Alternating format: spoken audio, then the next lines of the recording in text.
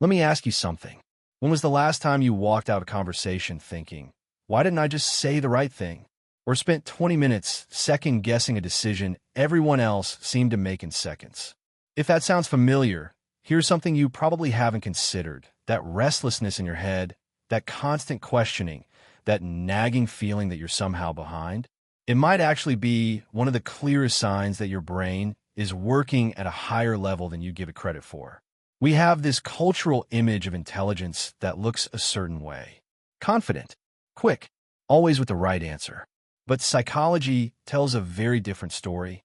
Some of the most intellectually gifted people are also the most uncertain, the most self-critical, and the most convinced they're not smart enough. So let's slow down and look at what intelligence actually looks like, not in movies, but in real minds, real behavior, and real everyday moments. The first sign is that you question yourself constantly. There's a well-documented phenomenon in psychology called the Dunning-Kruger effect. People with limited knowledge in a subject tend to overestimate their ability, while people with deep knowledge tend to underestimate it. In other words, the more you actually know, the more aware you become of everything you don't know. So if you've ever finished reading something and thought, the more I learn, the less I feel I understand, congratulations. Your brain is doing exactly what a sharp mind does. The second sign is that you talk to yourself. And no, not in the concerning way. Internal self-talk, running through a problem out loud, replaying a conversation in your head, narrating your own decisions, is actually a marker of higher cognitive function. Psychologists have found it improves focus, self-regulation, and problem-solving. When your brain is complex enough that it needs to externalize its own thinking just to keep up with itself, that's not a quirk. That's processing power. Third, you stay up too late thinking about things that don't matter. Or at least, things that seem like they don't matter. Why do people laugh at things that aren't funny when they're nervous? Why does nostalgia feel like grief? Why is it so hard to throw away something broken? Highly intelligent people have what researchers call need for cognition, a genuine hunger for ideas, patterns, and meaning that most people simply don't feel. If your brain keeps chewing on questions nobody asked it to answer, it's because it's built that way.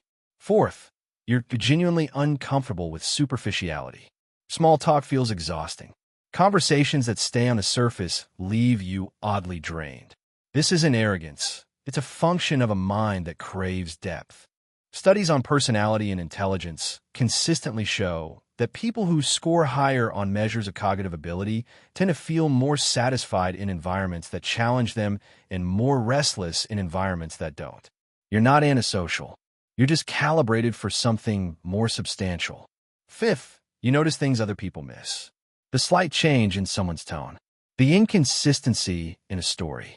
The detail in the background of a photo. Perceptual sensitivity, the ability to pick up on subtle patterns, shifts, and signals, is deeply connected to intelligence. Your brain is running a more detailed scan of the world around you, which can sometimes feel overwhelming, but it's actually a form of heightened awareness that most people simply don't have access to. Sixth, you find it genuinely difficult to make decisions. This one surprises people. Shouldn't a smart person be faster at deciding? Not necessarily. When you see multiple angles to a problem, when you can genuinely understand why different choices lead to different outcomes, decision-making gets harder, not easier. Psychologists call this analysis paralysis, and while it can certainly be frustrating, its root cause is the brain's ability to model complexity. You're not indecisive because you're weak. You're indecisive because you're thorough. And seventh, you felt like an outsider for most of your life. Like you were watching the room rather than fully in it. Like the joke everyone was laughing at didn't quite land the same way for you. Psychologists who study gifted individuals often note a phenomenon called asynchronous development, where intellectual and emotional maturity outpaces social belonging in early life. Many highly intelligent people grow up feeling slightly out of step with their surroundings, not because something is wrong with them, but because they're operating on a different frequency. Here's what I want you to hold on to. Intelligence isn't loud. It doesn't always raise its hand first or fill a silence with the most polished answer. Sometimes it looks like doubt, like curiosity that won't turn off, like the person in the corner quietly noticing everything.